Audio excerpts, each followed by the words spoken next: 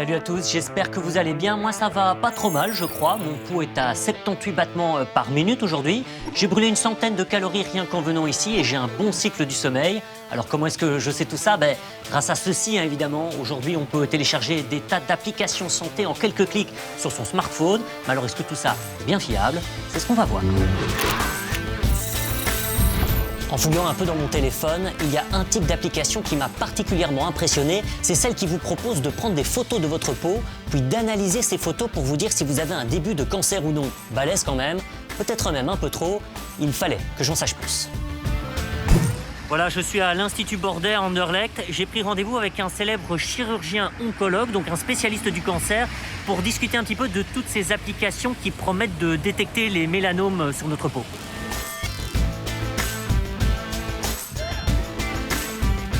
Donc ici, j'ai pris une photo d'un point sur la peau.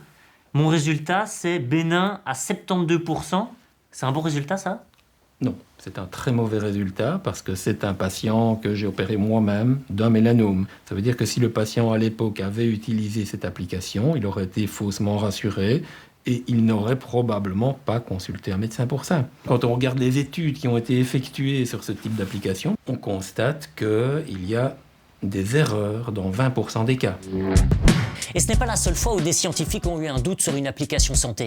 En 2015, Apple a dû retirer l'une de ses applis les plus populaires, qui sert en fait à prendre sa tension artérielle rien qu'en touchant avec son doigt l'appareil photo de son smartphone. À l'époque, elle cartonne tellement qu'elle est plus téléchargée qu'Angry Birds. Ouais, sauf que les scientifiques vont prouver qu'elle se trompe, elle, dans 80% des cas. Depuis, d'autres applis du même type sont arrivées sur le marché, rendant parfois la vie des cardiologues très compliquée. On va justement aller en voir un. Il reçoit de plus en plus de patients qui ont de mauvaises infos sur leur cœur à cause de leur smartphone.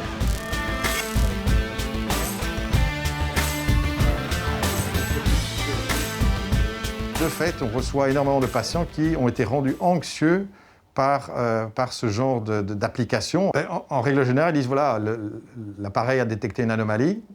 D'accord, j'ai été regarder un petit peu sur Internet et ça peut être ça, ça peut être ça, ça peut être ça. Ils viennent quasiment avec les diagnostics différentiels. Donc ça a des conséquences sur le stress des patients, ça a des conséquences sur, je dirais, la surcharge des soins de santé, qui est déjà malmenée en ce moment. Bon, mais alors à quelles applications est-ce qu'on peut faire confiance? Pour faire le tri, le gouvernement a mis en place une plateforme officielle sur laquelle 34 applications santé sont pour le moment référencées. Oui, sauf que même là, il faut rester méfiant. C'est en tout cas ce que m'a expliqué Julie Frère de Testachat, à qui j'ai passé un petit coup de fil. Alors, il faut rester vigilant par rapport à cette plateforme. Pourquoi? Parce qu'en réalité, les applications santé qui y sont reprises sont classées en 3 catégories en fonction de leur solidité scientifique et de leur réelle valeur ajoutée pour la société.